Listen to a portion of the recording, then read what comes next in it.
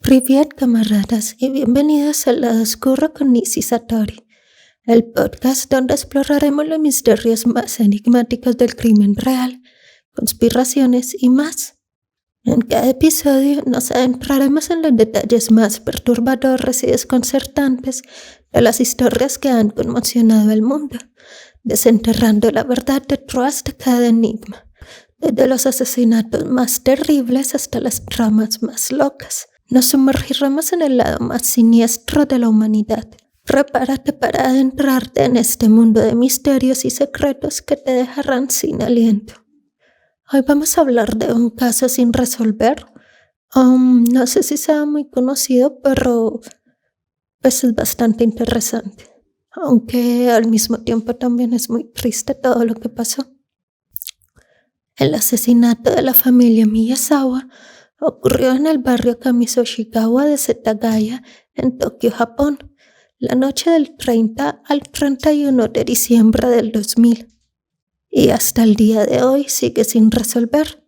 Setagaya se refiere al lugar donde ocurrieron los hechos y es el nombre con el que se conoce este caso. Aunque se encontraron muchas pistas, incluyendo el ADN del asesino, nunca se pudo identificar al culpable. Y bueno, empecemos hablando de la familia. Se dice que los Miyazawa eran la típica familia japonesa. El padre, Mikio Miyazawa, tenía 44 años y trabajaba para Interbrand, una empresa de marketing que es bastante conocida, creo. Sus compañeros de trabajo lo descubrieron como una persona agradable. También afirmaron que Mikio era el tipo de persona que se llevaba bien con todos y que definitivamente no era alguien que tendría enemigos. Por su parte, Yasuko Miyazawa, la madre de 41 años, era muy similar a su esposo. Todos la consideraban amable y muy compasiva. Era una maestra que pasaba gran parte de su tiempo con los dos hijos de la pareja, Nina de 8 años y Rei de 6. Nina, la hija, estaba en segundo grado y según todos los informes, era una niña juguetona, divertida, que disfrutaba del fútbol y el ballet. Rei, el más joven, había estado pasando por un problema recientemente. Tenía una discapacidad del habla, lo que había causado bastante estrés a la familia. Aparentemente habían comenzado a buscar ayuda profesional, pero seguía siendo algo que preocupaba mucho a los padres. Mikio y Yasuke Miyazawa se mudaron a su hogar en Setagaya en 1990, pues parecía un área muy agradable para formar una familia.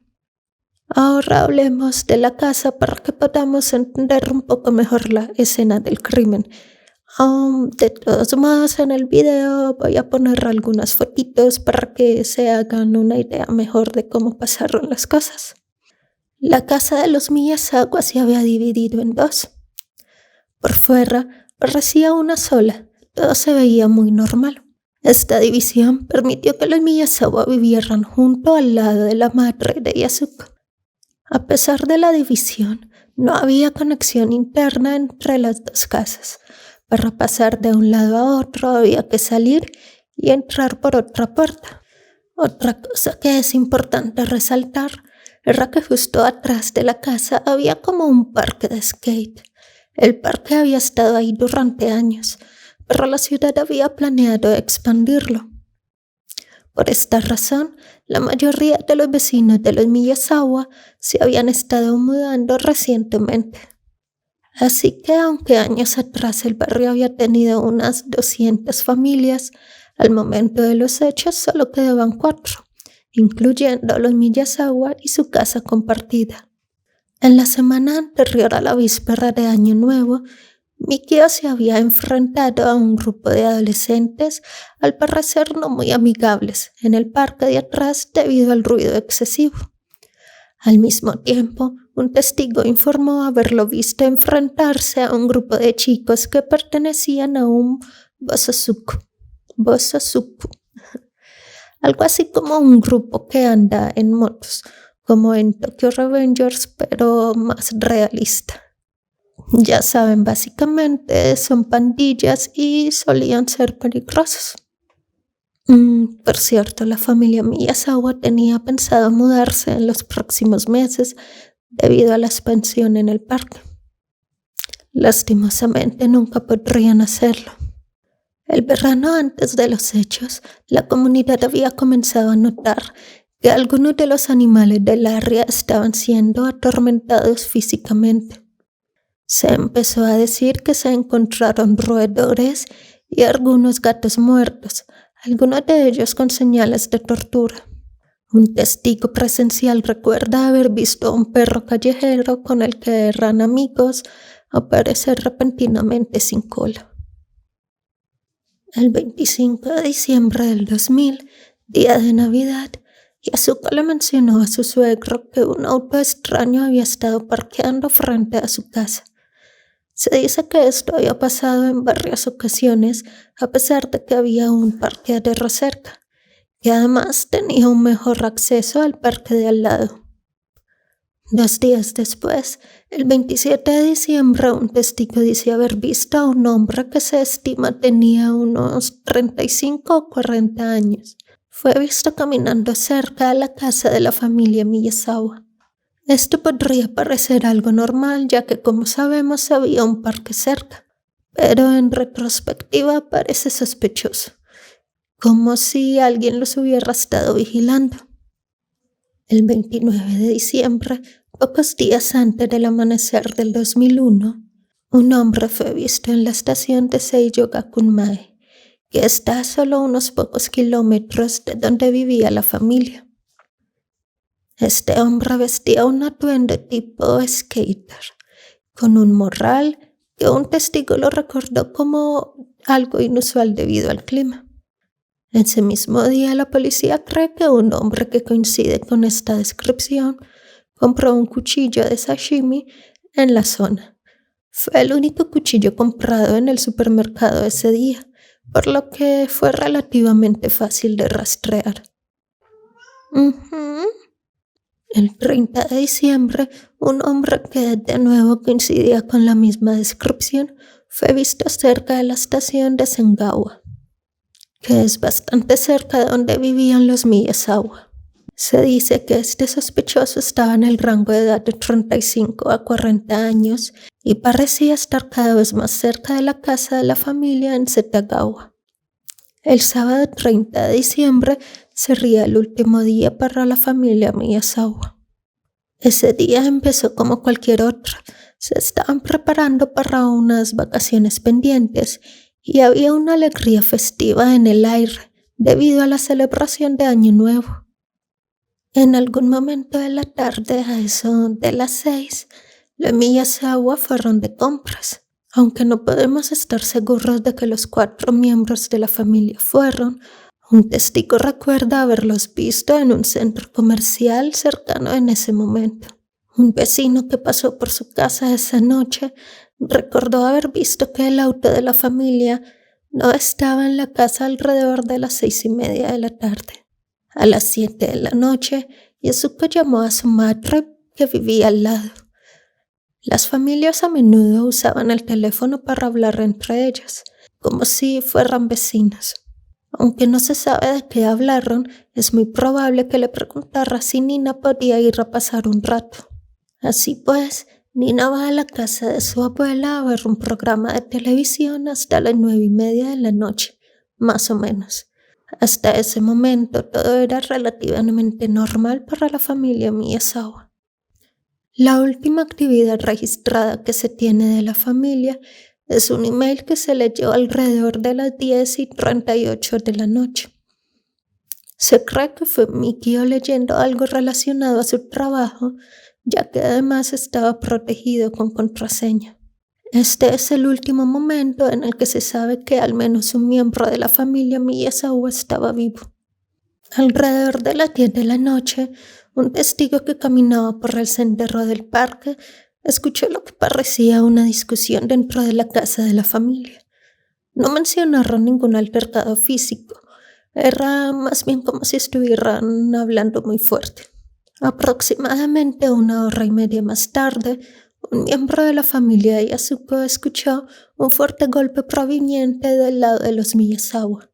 Aunque no estaban seguros de la hora exacta, sí recordaban que estaban pasando en el tele en ese momento. Más o menos a esa misma hora, un vecino recordó haber visto a un hombre corriendo por el sendero que pasaba junto a la casa de la familia. Más tarde, un taxista recordaría haber recogido a 3 pasajeros cerca de la casa.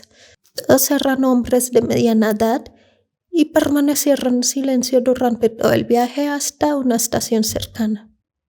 El taxista recordó esto porque le pareció muy extraño, ya que era bien pasada la medianoche. También comentó que uno de los hombres parecía tener una herida y dejó una mancha de sangre en el asiento trasero del auto. A la mañana siguiente, el 31 de diciembre, la madre de Yasuko trató de llamar a la familia de su hija para hacer planes de esa tarde. El teléfono parecía estar desconectado. Sin que ella lo supiera, las líneas telefónicas de la casa de la familia habían sido cortadas por alguien unas horas antes. Salió y caminó hacia la otra puerta de la casa, donde estaba su hija, su yerno y sus 2 nietos. Tocó el timbre, pero nadie respondió, y según el informe policial que presentaría más tarde, usó su juego de llaves para poder entrar. La casa estaba totalmente en silencio. De inmediato tuvo el presentimiento de que algo andaba mal. Al entrar, lo primero que encontraría sería el cuerpo de Mikio Miyazawa al pie de la escalera que conducía al segundo piso. El padre de la familia había sido apuñalado varias veces. La madre de Yasuko recuerda haber subido rápidamente al segundo piso para tratar de ver qué le había pasado al resto de la familia. Inmediatamente, en la parte superior de las escaleras, encontraría los cuerpos de su hija, Yasuko, y su nieta Nina, quienes habían sido apuñaladas docenas de veces. También recuerda haber puesto sus manos sobre los cuerpos de su hija y su nieta, con la esperanza de que todavía estuvieran vivas.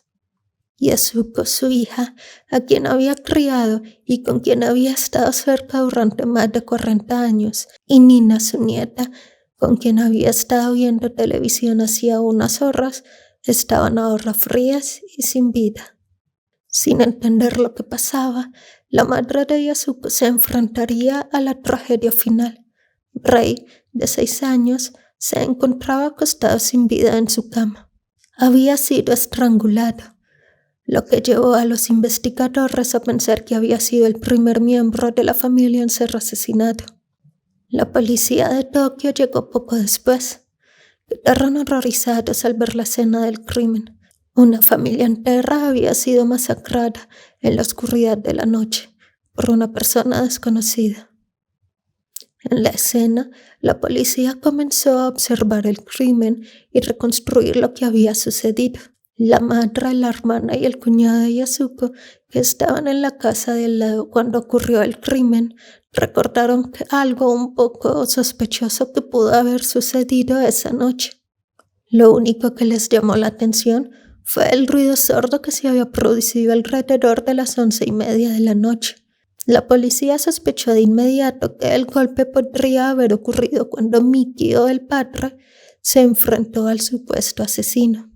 Debido a las heridas en su cuerpo, creyeron que se había peleado con el atacante y el fuerte golpe que la familia de Yasuko había escuchado podría haber sido cuando fue arrojado al pie de las escaleras. Las heridas que Mikio había sufrido estaban en su mayoría enfocadas en el cuello. Al parecer, las heridas de arma blanca habían sido hechas por un cuchillo de sashimi, mismo que se dejó en la cocina de la familia. Este era el cuchillo que había sido comprado un día antes en el supermercado local y que había sido llevado a la cena por el asesino. Sin embargo, durante el ataque el cuchillo de alguna manera se rompió. Según la evidencia encontrada en la escena, la policía teorizó que el cuchillo roto había sido solo una de las armas homicidas. El otro era un cuchillo que el asesino había encontrado en la propia cocina de Mikio y Yasuko, y que se usó para matar a las dos mujeres del piso de arriba.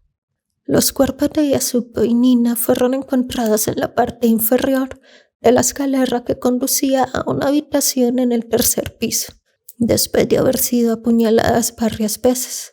Los investigadores notaron que las heridas eran excesivas comparadas con las del padre. Esto llevó a muchas teorías de que el asesino tenía algún desprecio especial hacia ellas.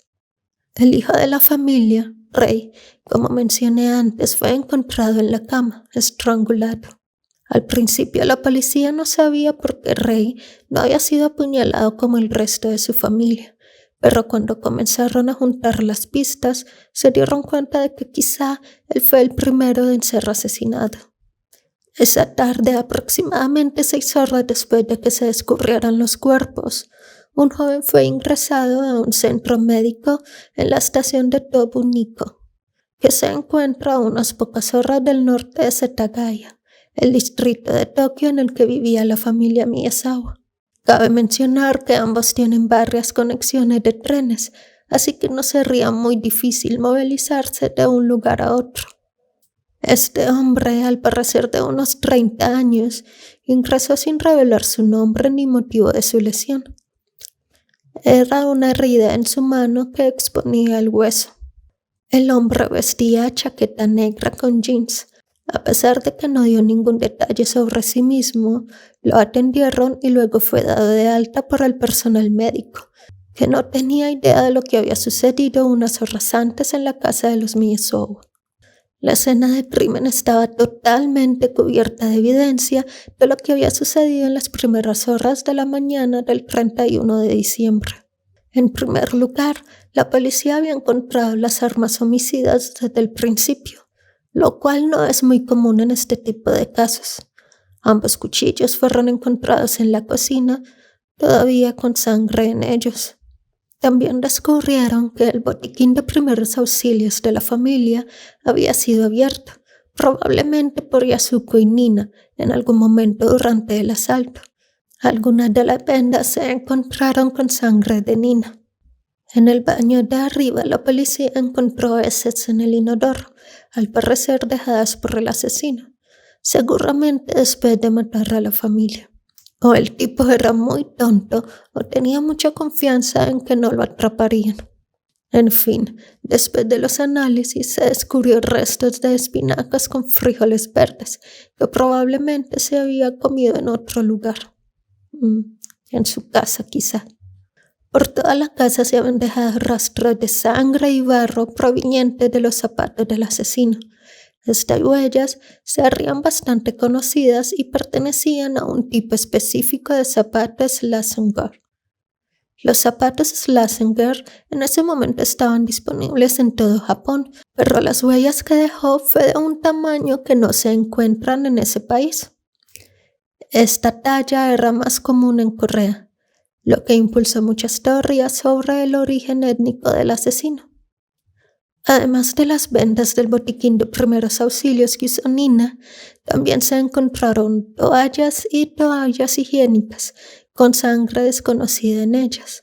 Para los detectives esto les dio la idea de que quizás Mikio había luchado contra el atacante en las escaleras, lo que le ocasionó una herida que trataría de curar por su cuenta. La evidencia más sorprendente descubierta en la investigación fue una variedad de ropa y artículos dejados en la casa que pertenecían al asesino. Era casi como si los hubieran dejado a propósito. Los artículos eran los siguientes: un gorro gris Crusher, una chaqueta AirTech negra, una camisa de manga larga, blanca y morada, unos guantes Edwin negros, una bufanda de colores sin etiqueta y un pañuelo negro. La camisa fue la prenda más importante, ya que en ella se encontraron manchas de sangre y además no era del estilo de ropa que solía usar la familia y tampoco coincidía con la talla de ninguno de ellos. Otra cosa que llamó la atención fue el pañuelo, ya que este se encontraba planchado Y la verdad es que sí es raro que una persona joven se tome la molestia de hacerlo. En Internet, esta fue una de las cosas que generó bastante debate sobre si el atacante vivía con su madre. Y pues la única persona que conozco que plancharía un pañuelo es mi madre. Así que me parece una teoría bastante acertada. ¿Qué piensan ustedes? Los analistas forenses además descubrieron elementos de una colonia masculina, Dakar Noir, en el pañuelo. Además de la ropa, también se encontró una riñonera, que en su interior contenía un trozo de cinta adhesiva utilizada para las superficies de las skate. Y por último, arena. Y bueno, al parecer las pruebas de arena son bastante exactas, ya que con solo un poco se puede saber de dónde proviene. Gracias a esto, se pudo determinar que la arena encontrada en la riñonera provenía de un área alrededor de Edwards Air Force, una base militar cerca del norte de Los Ángeles.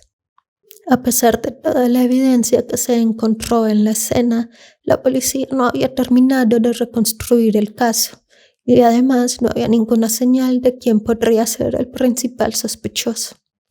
La policía hizo pública parte de la evidencia, con la esperanza de que cualquiera que pudiera identificar la ropa se acercaría a ellos. Sin embargo, la mayoría de prendas que dejó el asesino en la casa de los Miyazawa eran bastante comunes. Se habían vendido miles de cada una en Japón en el año anterior a los asesinatos, por lo que rastrearlas era casi imposible. A principios de abril, unos 100 días después de los asesinatos, la policía encontró algo interesante.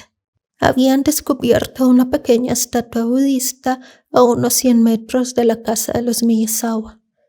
La estatua tenía la imagen de Jiso, una deidad budista que protege a los niños en el más allá cuando mueren antes que sus padres, manteniéndolos a salvo de los demonios a medida que ascienden al mundo de los espíritus. La policía inicialmente trajo esto como prueba, pensando que tal vez el asesino lo había dejado como una señal de culpa o remordimiento. A medida que la policía seguía trabajando en la evidencia que habían encontrado en la escena del crimen, empezaron a reconstruir los detalles de esa noche. Se descubrió que la ventana del baño del segundo piso era accesible a la parte trasera de la casa y estaba ubicada justo encima de una cerca que separaba la casa del parque. Era probablemente la forma en que el asesino había logrado entrar. Se determinó que para lograr esto, el asaltante tenía que tener en cierta forma un buen estado físico.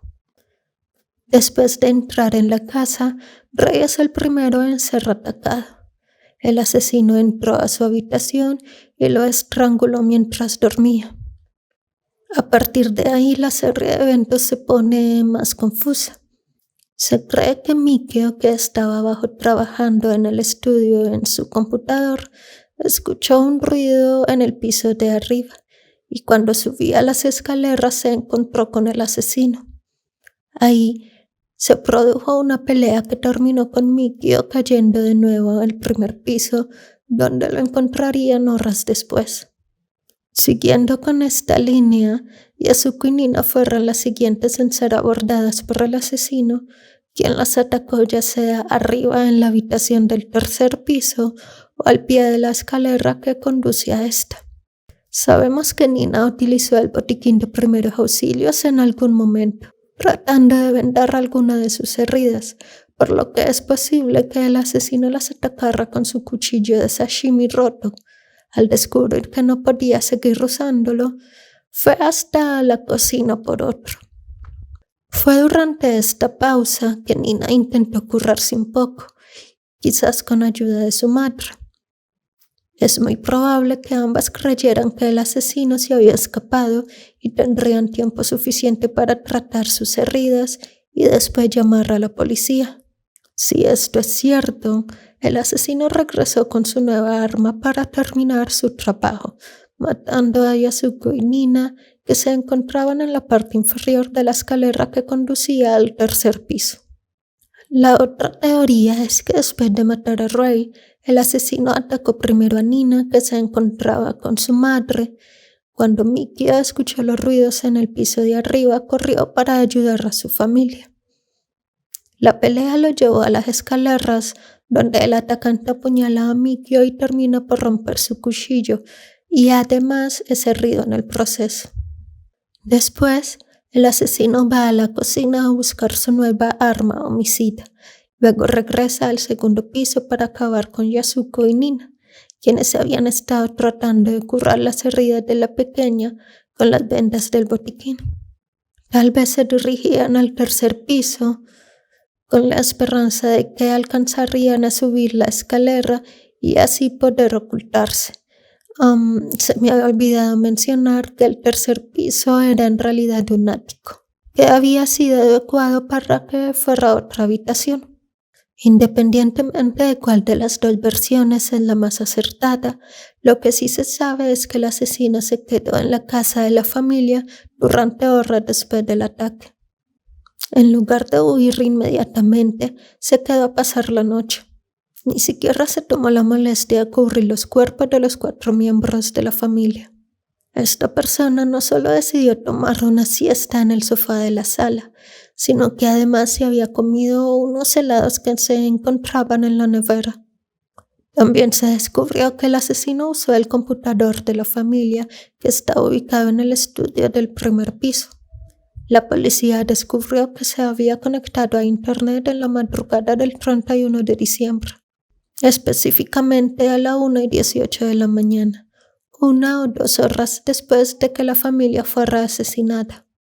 El asesino visitó un sitio web previamente marcado por Mikio, perteneciente a la compañía de teatro Shiki. Así que o esto era una broma de muy mal gusto, simple curiosidad, o la familia había sido asesinada mucho después de lo que se creía hasta el momento. El punto es que a partir de la 1:18 de la mañana, alguien visitó este sitio web e intentó comprar boletos para un espectáculo en línea, y todas las pruebas apuntan a que fue el atacante.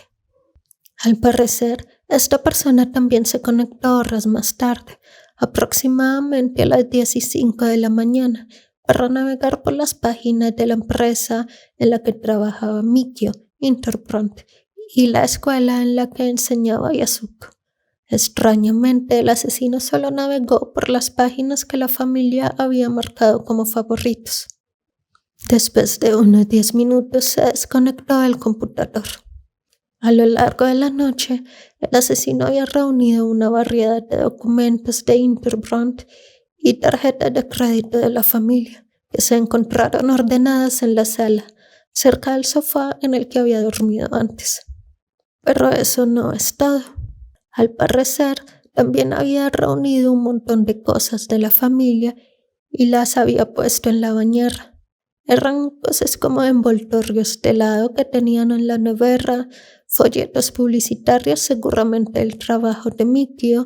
También habían algunos recibos, documentos escolares de Yasuko y finalmente un par de toallas higiénicas que contenían la sangre del asesino. Y aunque se ha debatido bastante este tema, no está claro por qué él habría puesto las cosas ahí. No sé qué pretendía hacer o quizás simplemente se le olvidó y tenía otro plan en mente. Pero bueno, después de dormir en la casa de los Miyazawa durante unas horas, la policía sospechó que el asesino le había robado algo de dinero a la familia, aproximadamente 150,000 yen. Sin embargo, se encontró más dinero en el estudio, donde él había estado comiendo helado y usando el computador, lo que nos hace pensar que no se trataba de un simple robo. Todos los objetos de valor de la familia seguían en la casa, salvo por una chaqueta vieja que pertenecía a Mikio, pero eso era todo. Otra cosa que llamó la atención fue que cuando la madre de Yasuko entró en la escena del crimen, recuerda que la puerta principal estaba cerrada. Recordemos que ella tuvo que usar su propio juego de llaves para poder entrar. Aunque a lo largo de los años la madre de Yasuko ha manifestado sentirse menos segura de esta versión.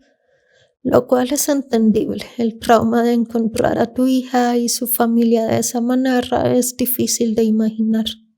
Y bueno, aunque han pasado varios años desde que sucedió este crimen, realmente no han salido nuevas pruebas, o al menos no unas que sean creíbles. En internet se ha hablado mucho sobre esto y han rodado supuestas pistas que al final resultaron ser falsas. En 2006, gracias al avance de la tecnología forense, se hicieron pruebas de genoma de ADN para averiguar exactamente qué tipo de persona era este asesino desconocido. Se descubrió que es probable que el asesino de la familia Miyazawa sea mestizo. Sus padres podrían ser originarios de Asia Oriental y el sur de Europa. Esta persona sería un hombre de ascendencia asiática. Su ADN tiene una marca paterna que ocurre en 1 de cada 13 japoneses, 1 de cada 10 chinos y 1 de cada 5 coreanos. Además, según el ADN mitocondrial, su madre tenía un antepasado originario del área del sur del Mediterráneo. Y aunque sí hay posibilidades de que la persona que cometió el crimen fuera un ciudadano japonés, se han analizado las huellas y en todos estos años no coinciden con las de nadie. Así que creo que podríamos descartarlo.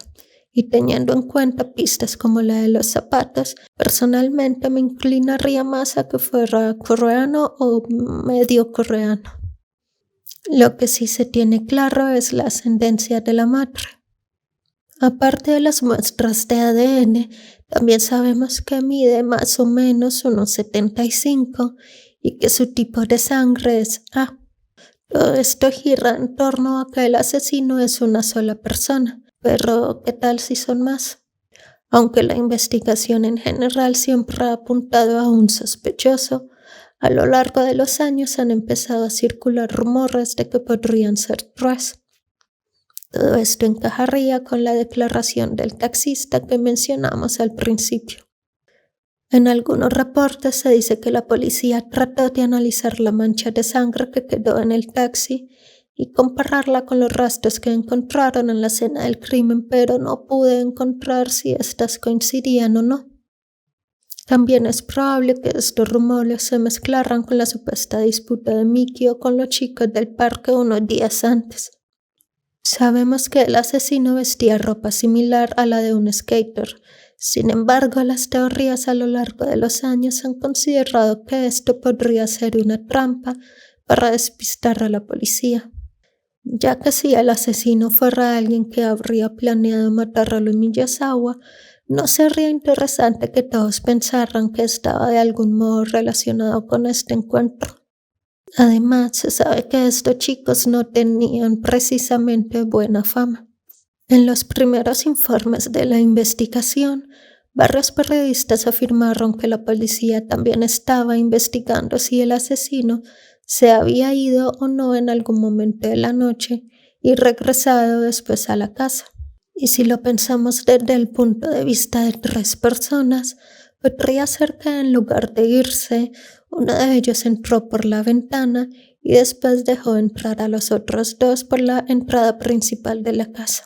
Pero esto solo es una teoría, así que no lo tomen como una verdad absoluta. Este caso, al igual que muchos que han quedado sin resolver, ha desatado un montón de teorías, unas más creíbles que otras.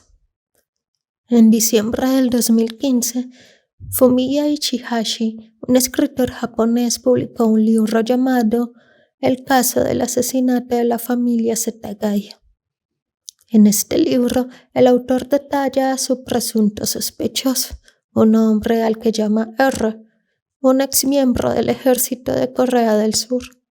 Ichihashi se basa en la evidencia encontrada en la escena del crimen. También afirma haber obtenido las huellas dactilares de este sospechoso, que según él coinciden perfectamente con las que quedaron en la escena del crimen. Y bueno, ya ha pasado bastante tiempo del lanzamiento de este libro y no se ha encontrado nadie, así que no creo que sea muy cierto. En fin, como dije antes, no hay más pistas. Nada. Es como si a esta persona se la hubiera tragado la tierra. Pero lo triste de todo esto es que una familia entera fue asesinada de una manera terrible, sin la oportunidad de tener justicia. Por cierto, este caso se encuentra entre las investigaciones más grandes en la historia de Japón. Se dice que más de 246.044 investigadores han sido involucrados y que han recolectado más de 12.545 pistas de evidencia. Todas las pruebas de evidencia relacionadas con el caso permanecen bajo custodia. Todavía hay una recompensa de 20 millones de yen por información que conduzca al arresto del asesino. Para el 2019 todavía habían unos 35 oficiales asignados al caso. Ese año también se anunció que la casa debía ser demolida debido a su antigüedad y el riesgo de que se derrumbara sola. Sin embargo, la familia apeló para retirar esta medida. Hasta el día de hoy, este crimen sigue sin resolverse. Y bueno, esto es todo por este caso. Cuéntenme qué les pareció. Y ya recuerden que me pueden seguir en todas mis redes sociales como Nisi Satori, donde subo cositas cool y muchas fotos de Ragnajito.